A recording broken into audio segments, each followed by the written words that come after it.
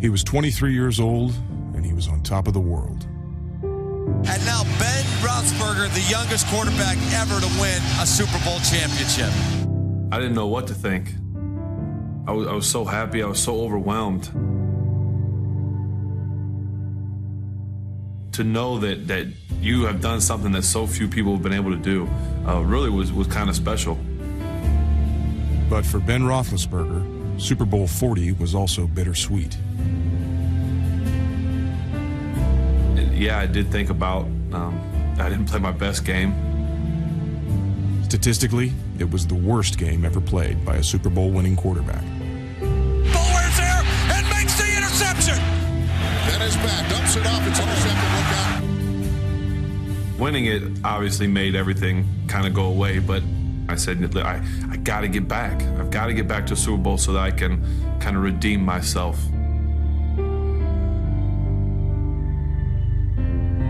It only took him 3 years to get back, but the journey seemed much longer than that. Ben seriously injured in a motorcycle crash.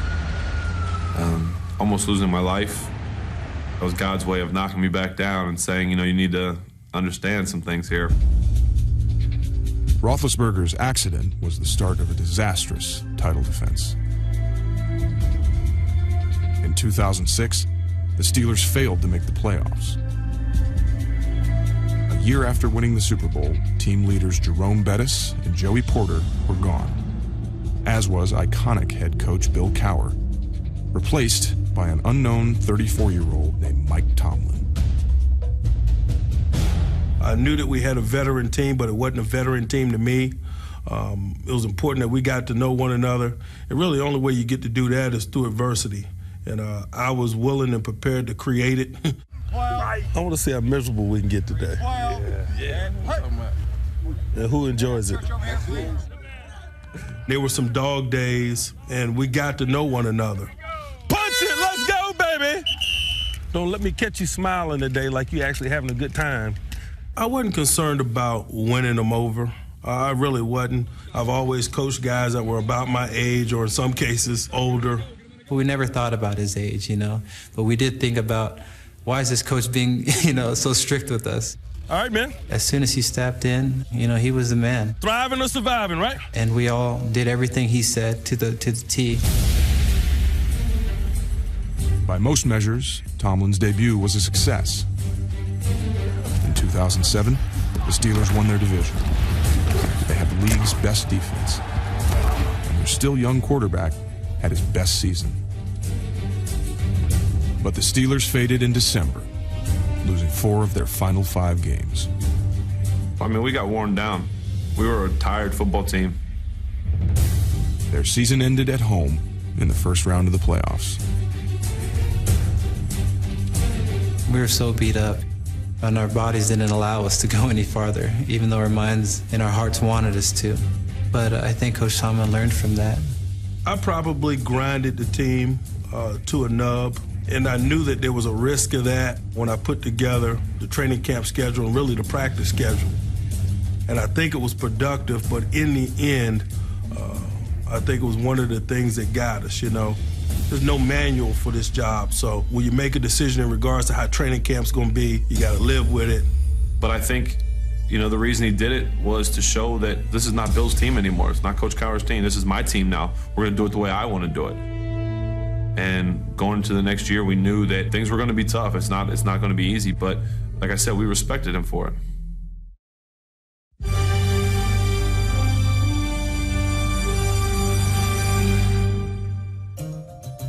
In 2008, Pittsburgh had one of the toughest schedules in modern NFL history.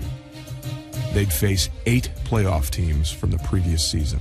The Steelers seemed built for the task. Smash these boys, man. But one area of concern was the offensive line, especially when Ben Roethlisberger separated his shoulder in the season opener and suffered one of the worst beatings of his career 2 weeks later in Philadelphia. Oh, they're all over, and he's going to be sacked. Here's the blitz. Ben is going to be hit and sacked. Hey, excuse me. Everybody look at me, okay? Get your damn head up, look at the man, let's talk. Let's communicate.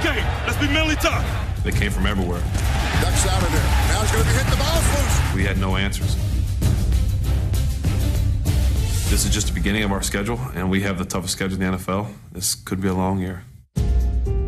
Taking big hits was nothing new for Big Ben. But the blame didn't always fall on the offensive line.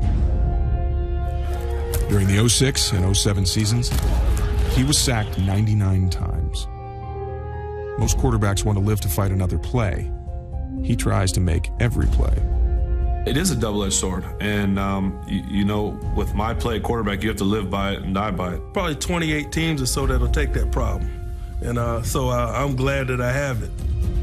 He's not like a Tom Brady, and he's not like a Peyton Manning. He is who he is, and I don't think that we could say that holding on to the ball too long, he should stop doing that, or he should stop doing this.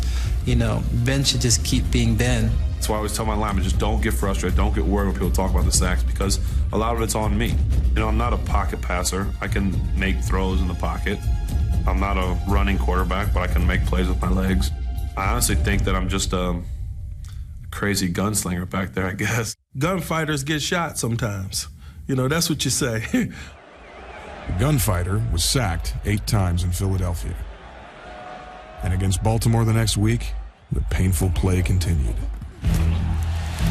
8 quarters, Steelers without a touchdown. Trailing 13-3, the Steelers were booed off their home field at halftime. Like to be there in the locker room and find out exactly what is said. For the first time ever, it was my turn to stand up and kind of get emotional. One of those things that had to happen, part of him becoming the mature veteran franchise caliber quarterback that he is. It was one of those forks in the road, and I truly believe that he took the right turn at that moment. I pointed to our defense and I said that group has kept us in the game, and they've done it for the last week and so far. It's embarrassing. We're letting them down. We're letting our fans down. They're booing us. This is truly embarrassing. I'm embarrassed, and if you guys don't want to be embarrassed the rest of this game, the rest of the season, then we need to do something about it. In the second half, the Steelers went to their no-huddle or lightning package. And in a matter of 15 seconds, lightning struck twice. Santonio Holmes is into the end zone for the Pittsburgh Steelers touchdown. He's back, flush, hit, and the ball is loose. The Steelers pick it up. Lamar Quickly scores a defensive touchdown. Jeff Reed's field goal beat Baltimore, marking the first of 6 games in which the Steelers came from behind in the fourth quarter or won in overtime. But fighting to the finish was nothing new for Ben Roethlisberger. It's something he specialized in at Miami University under Coach Terry Hepner. Coach Hep believed in me early when no one else did, the first school to offer me a scholarship. He just was an amazing person. More than a coach, I really was like a son to him. Hepner died of brain cancer in 2007. But he and his favorite poem entitled Don't Quit left a big impression on Big Ben. He would read it to us once or twice a year. He would get really into it and emotional about it, and it was really something special, especially when he passed. So I put the poem up in my locker so that every day I can see it and know that no matter what, just don't give up, don't quit. Success is failure turned inside out, the silver tint of the clouds of doubt, and you never can tell how close you are. It may be near when it seems afar. So stick to the fight when your heart is hit. It's when things seem worse that you mustn't quit. It's more than just about football. It's about life. It's about, adversity. And, been through a lot, obviously. And especially that last one, when your heart is hit, just don't quit. And that's, me in the fourth quarter, if you're down and you're sore and you're bleeding, whatever it is, you just don't quit. You don't give up. And that's kind of always been my thing. Ball at the 31. Ben in the shotgun. Russell to his left. Steelers trailing by 1. He gets the snap. He's back. Blitz. He's going to be throwing the football. It's caught at the 15. First down at the 13-yard line. I remember standing in the pocket, and kind of do a little sidestep, and all of a sudden I saw Hines come across the field, and I did what I probably shouldn't have done with a guy or two hanging on. I don't know who it was, but I threw it. I don't know, I guess a lot. I do that a lot. Ben Roethlisberger is a master at this. Stepping up, and just make a throw like this. That's Pittsburgh Steelers football. And a snapshot that defines him, not only what he's capable of from a physical standpoint, but also the spirit of him, the competitor in him. In the face of the most difficult adversity, he's the most calm, and he's at his best. 1:59 to go. Steelers down by 1. Ben is going to throw it. A little timing pattern. It's caught for a touchdown. Hines Ward. Yes! 5 games into their brutal schedule, the Steelers were 4-1.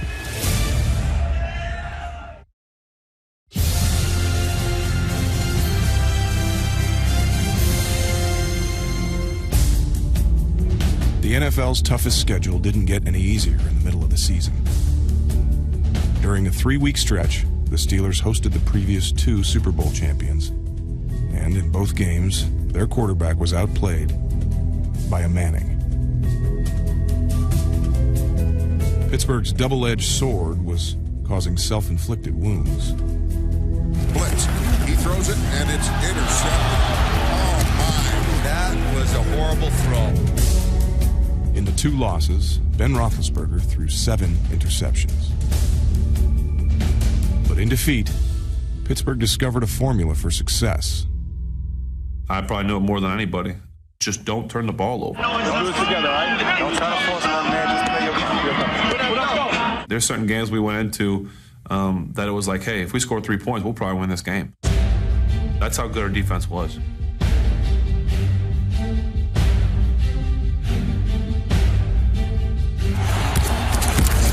This defense has been nothing less than spectacular. That's our defense. A lot was written and said about our defense, and that our defense carried us, and they did. The league's top-ranked defense featured number 92, James Harrison. He was the NFL's Defensive Player of the Year, but he was not the face of the Steelers' defense. I don't think I love football. I love life. I love life, but football is a part of life. And in that way, I do love football. I don't idolize football. Football doesn't run my life. Football's not who we are, it's what we do.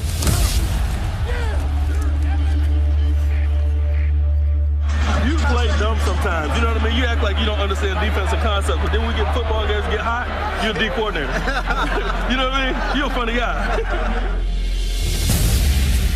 You know, when the fire starts getting hot, I want to make sure I got my hands on the wheel and I'm driving the bus rather than giving somebody else control. I'm not going to walk away from the game saying, you know what, maybe I should have stepped just a little bit out of my shell. It would have made the difference, you know, in winning and losing this game. If ever there were a player who let his actions speak louder than his words, it's Troy Polamalu. And he plays on a defense that has no problem expressing itself. We hit these motherfuckers in the mouth, and we do it all day long. 11 motherfuckers to that ball, man, every play. I'd like to think that I share that same passion that they do. However, I may not express it the same way they do. For many reasons, about the only thing Polamalu will say on the field is a prayer. Well, because I'm scared, for one, you know. I'm scared of a lot of things, you know, being injured.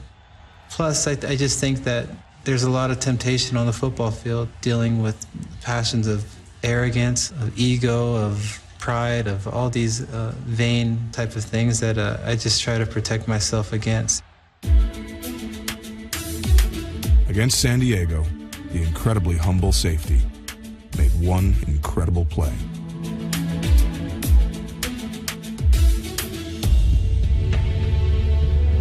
That's definitely no skill at all. It's just kind of luck, the way that everything happened. A lot of people are like, oh my gosh, unbelievable, this is crazy. What an unbelievable play. Can't believe that Troy Polamalu caught that. For us, it was like, wow, that was pretty amazing, Troy. But that's it, because it was like, you just expect it from him. I mean, he might be one of the greatest athletes that I've ever met. I like the kid Troy. You know, he thinks he's a great broken field runner.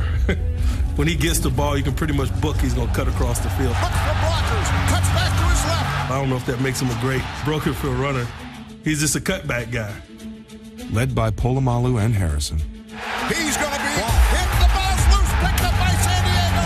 We've got a safety. Pittsburgh beat San Diego without scoring a touchdown and improved to 7-3. Their schedule wasn't about to get any easier.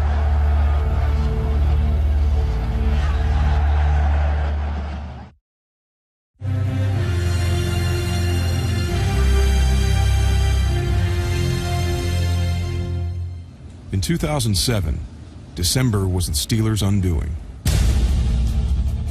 The final weeks of 2008 would show just how far Mike Tomlin's team had come. Pittsburgh's schedule climaxed with a stretch that would make or break the season. I can convince myself of a lot of things, and I did. And I think our team did. You know, we had a saying, it's a 5-star matchup because we're in it. 5-star matchup.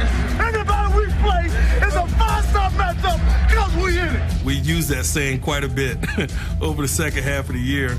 And I think somewhere along the line, we all believed it.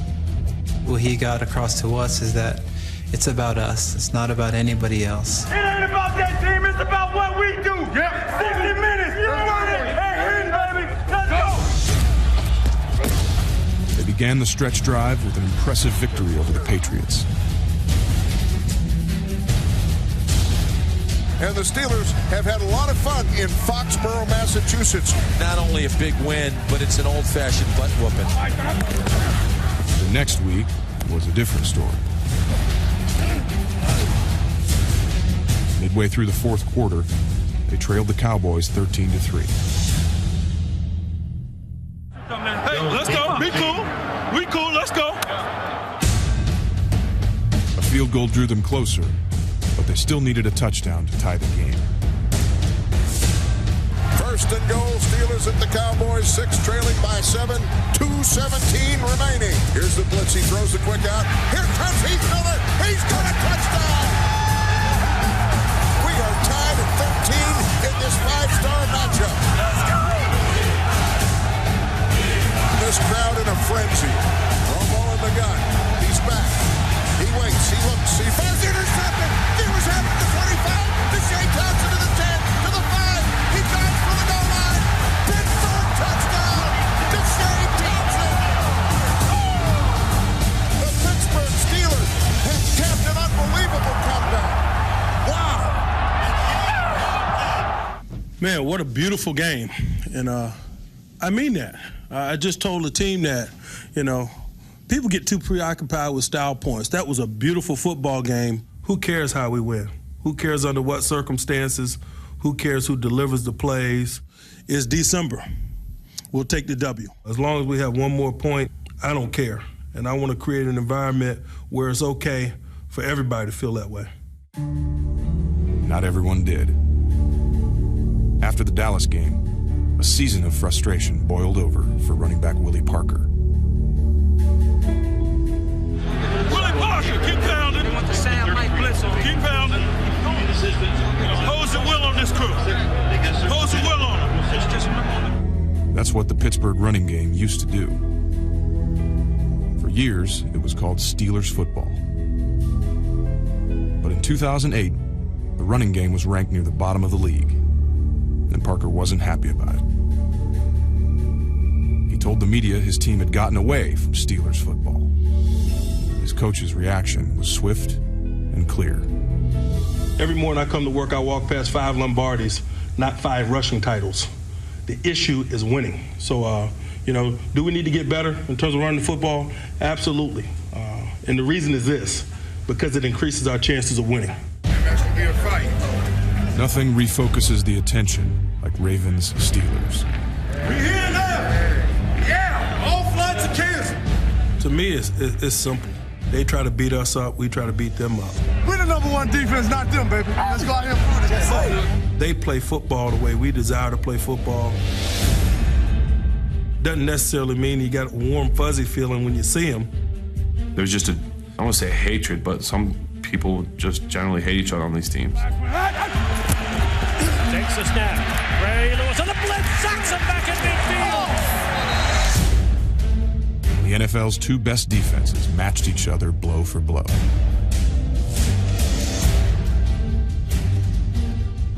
Bang! Let's go! We got to finish, that's all.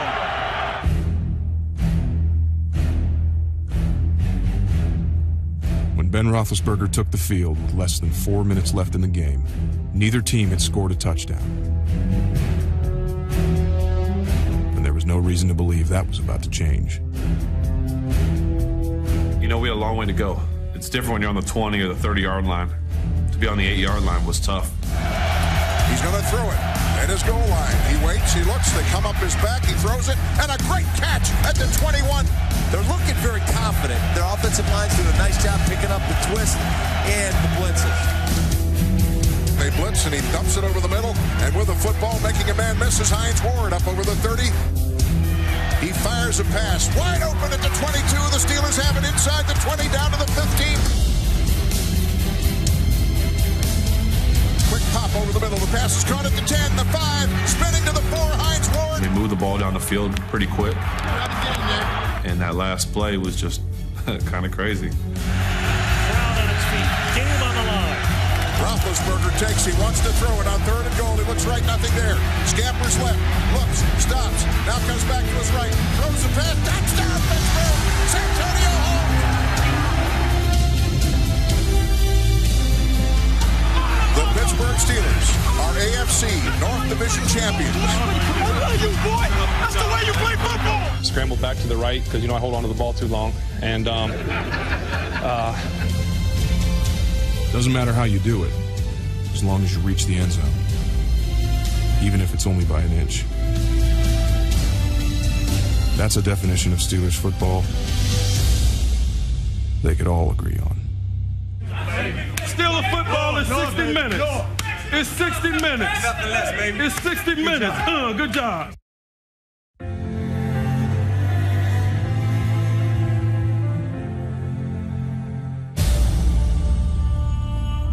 In the frosty late day air of Western Pennsylvania, we are here at Heinz Field, 2 wins away from a trip to the Super Bowl. I think a lot of times we appreciate the end result of our work. I appreciate just getting to do the work. I want to smell the roses. I make a conscious effort to. And in moments like that one, it overwhelms you. And it's really kind of cool. It got even cooler when Santonio Holmes got his hands on the football. Santonio Holmes runs to the middle. 45-50. Under the beat. He goes around the corner. He's up the sideline. 20, 25. Jumps over the man to 10. Into the end zone for the Pittsburgh touchdown. Santonio Holmes. That's what big players do. Come on, pound this thing now. Pound this damn thing.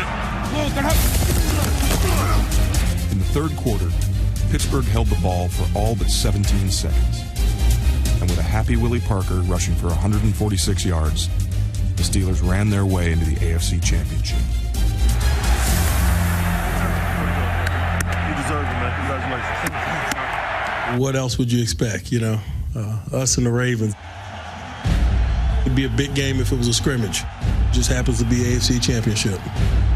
It's different from them than it would be from anybody else in the league. Be special today. I need you, all right? I need you today, man. We also felt like this is our division. There's no better way to drive that point home than beat them in the AFC Championship game and beat them 3 times in a football season.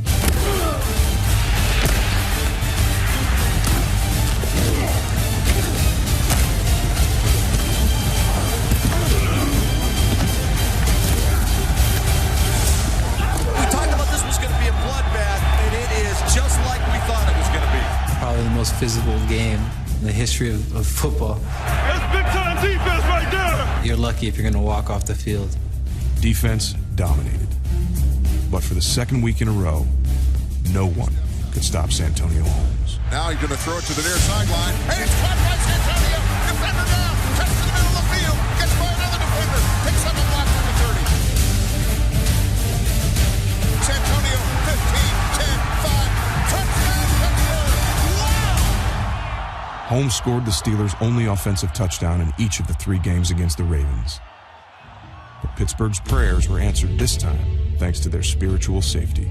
4th and 1. Baltimore's going to go for it. Flacco is going to be stacked up. Polamalu came diving over the line and took away any opening that Joe Flacco might have had.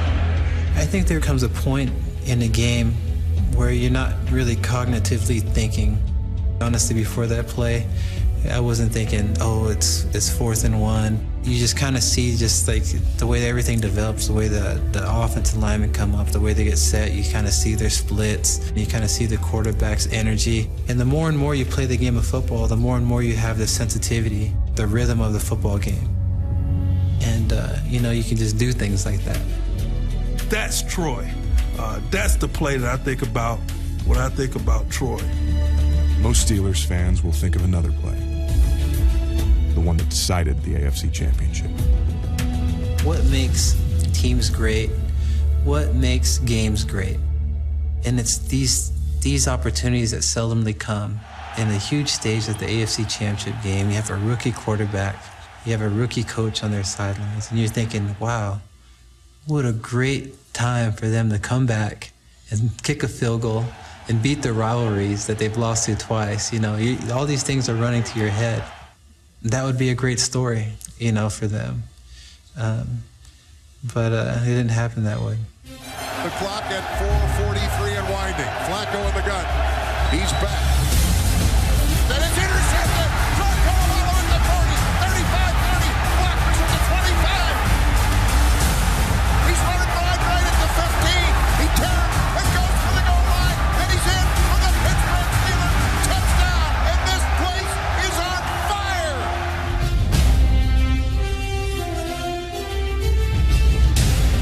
There may be a split second. It was like, oh my gosh, I got the ball in my hands. What do I do?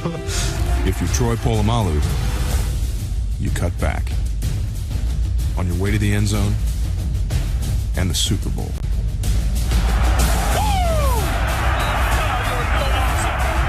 Well, it was the first game that my son had ever been to. So the first thing that crossed my mind was to point up at him and wave at him. It's like, look, son. So that was pretty cool. What a game. I'm not sure I have witnessed a game this vicious before. Good job, Coach. Good job. Good luck, man. Y'all a hell of a football team. Y'all bring the best out in us. I love these matchups, man. The Pittsburgh Steelers are AFC Conference champions.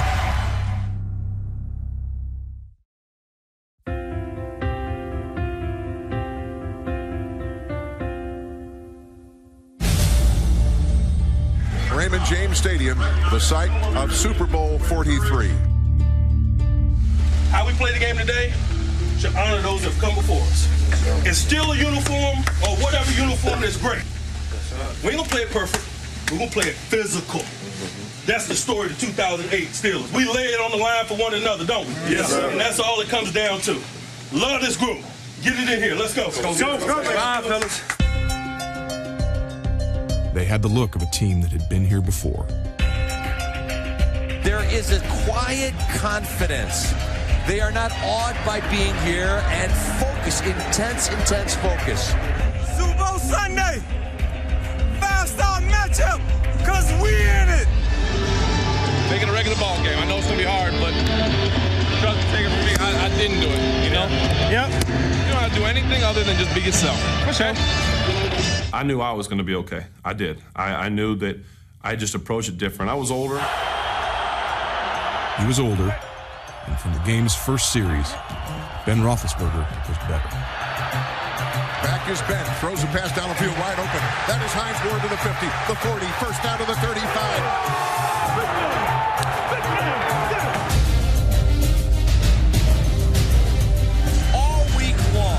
Been talking about how bummed out he was after the last Super Bowl because he didn't play very well, and he just had this do not be denied attitude coming into this ball game.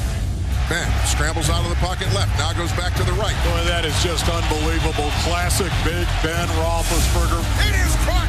First down to the 22-yard line. Plowing in for a Steelers touchdown is Gary Russell. Way to start out the Super Bowl, baby. Don't blink. Don't blink.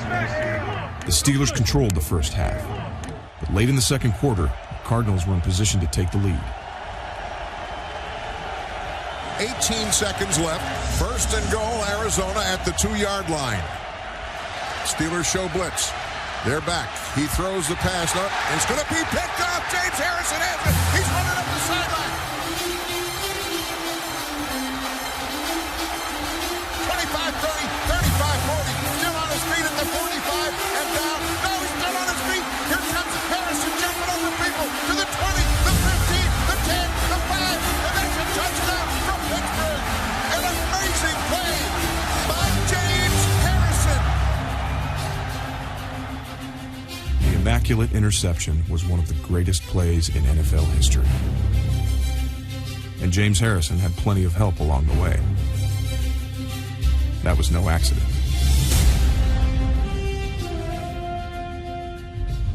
We had a practice down there at University of South Florida prior to the game. We picked off maybe 5 or 6 passes. And I'm watching a practice tape on Wednesday night. I can't sleep. I'm at the team hotel, and I decided to make a cut-up of every interception that we had in that practice. I noticed that we weren't rallying and getting offensive. So when we met at 9 o'clock on Thursday, I ran that cut-up. Didn't say much other than the fact that we're going to need this kind of performance. But this performance is probably not going to be enough. We're going to have to get out in front of people, and we're going to have to run one back or maybe 2 back. I told them that the last time I coached in the Super Bowl, Hey, today's the day we make dreams reality, right? the defense that I was a part of ran 3 of them back and put 21 points on the board. Getting greedy. Yeah. And I thought that that was a great defense. They didn't think it was funny as I did, but for the rest of the week when we picked the ball off, they got out in front of one another and ran it back.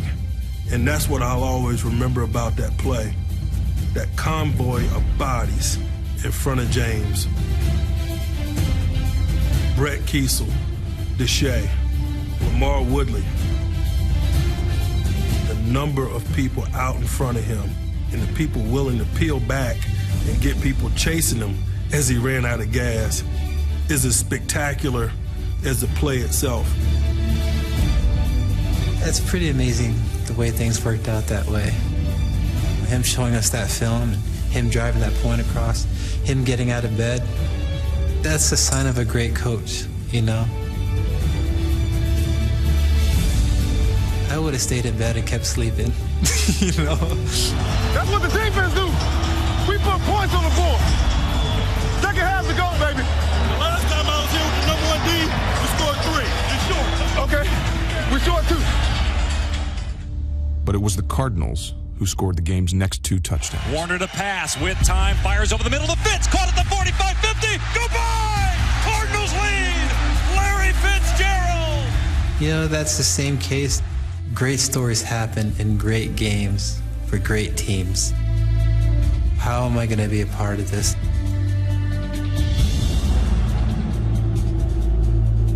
I was like, man, we lost the game for us. But then I look at Coach and I was amazed about how calm he was. They gonna score? That's how you want them to score, huh? Quick, let's go. You don't have time in those moments to go, woe is me, or ponder the misery. And really, as I went up and down the sideline and communicate with people, it was obvious that everybody was of that mindset. The adversity that we had faced throughout the course of the year had prepared us for that moment, had hardened us for that moment. And really, we were destined to do it and do it in that way. That adversity provided the proper platform for Ben to be Ben, for Santonio to be Santonio. Time to be great. Time to be great. For our offensive line to exercise the demons that had plagued them. It all comes down to this, baby. No better way to finish it. Football is the ultimate team game. In no way were we going to waltz in there and win a world championship on the strength of our defense alone. We need y'all right now. We got here for a reason, baby, guys. We need y'all. No, boys. Step up. It was football justice, and I believe in it. To be the one, everybody has to stand and deliver. The failure in our secondary provided the rightful opportunity for others to do what they were called to do and help us bring home the 6th Lombardi.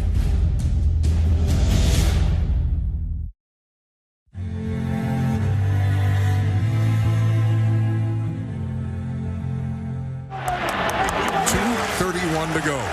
And now the burden is on that Steelers offense again. Success is failure turned inside out, the silver tint of the clouds of doubt, and you never can tell how close you are. It may be near when it seems afar. So stick to the fight when your heart is hit.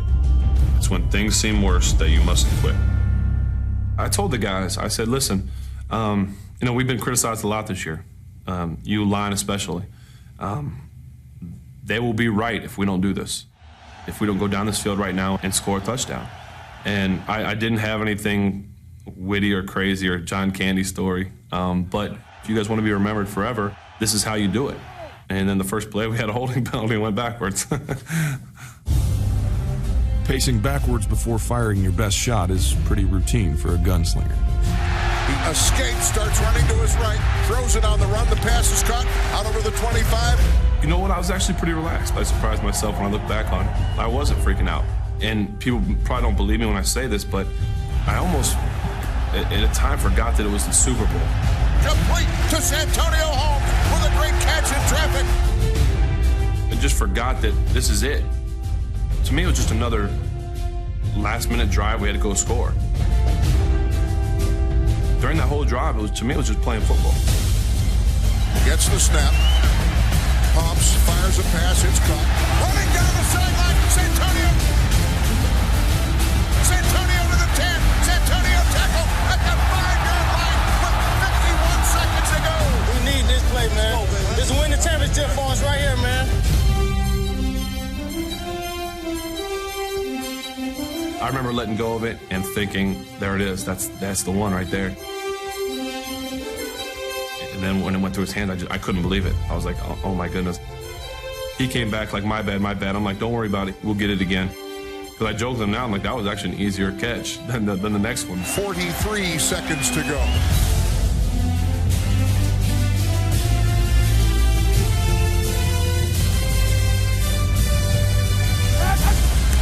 Ben gets the snap. He's back. He pumps. He scrambles around, throws it back corner of the end zone.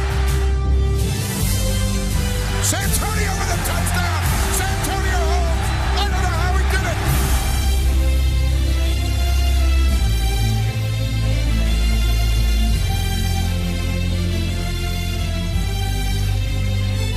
it. Looking back on how covered he was, I never should have thrown it. For some reason, I just wound up and let it go. And I thought, oh my goodness, this ball's intercepted. I saw Tone reach up. I knew he caught it, but the next question was, where's feet in? You know, when he saw the ref do the signal, then it's like, okay, that's one of the greatest feelings in the world. Every time this team needed to make a play this year, they came up with a big play. I couldn't celebrate too much because we still had to go back out on the football field. And there's still that doubt, in your mind that, you know what, they can still make a great story here. What side of it do I want to be on? Hey, defense, come here. Hey, look. Style points don't matter. He said that throughout the whole playoff run. He says, style points don't matter. You guys win, you're a great defense. We win the game. This is a legendary defense. Right. Put an exclamation point on your work. Oh, please, Hines. We too close, Hines. He steps up. He runs around. He's going to be. Did the Steelers have a fumble recovery? It's over, folks. The Pittsburgh Steelers have won the Super Bowl for a 6th time, unprecedented in the annals of NFL play.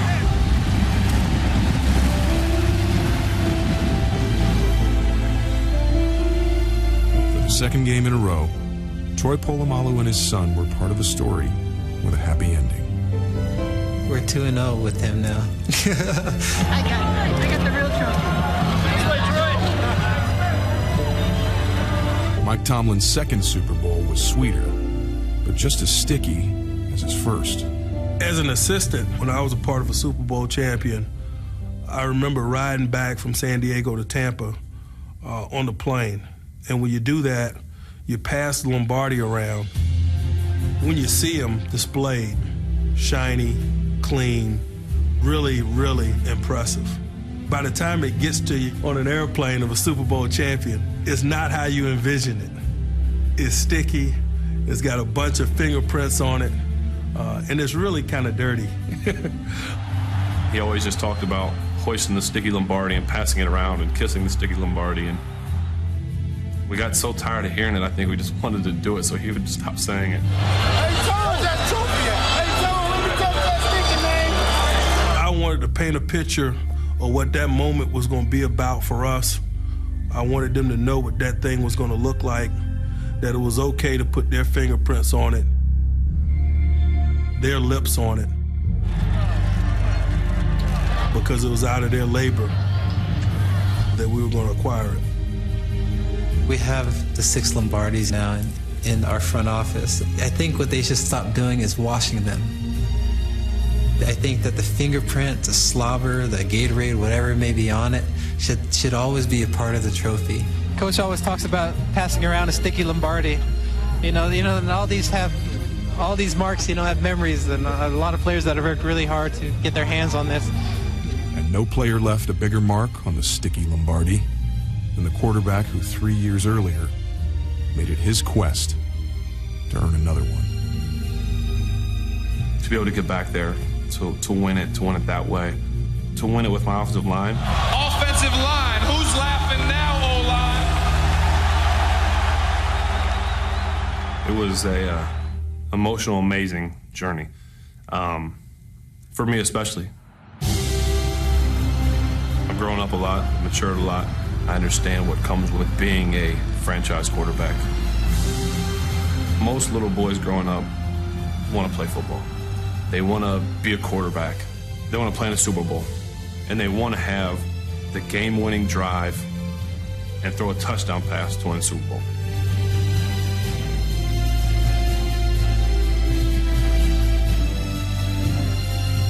I got to do that.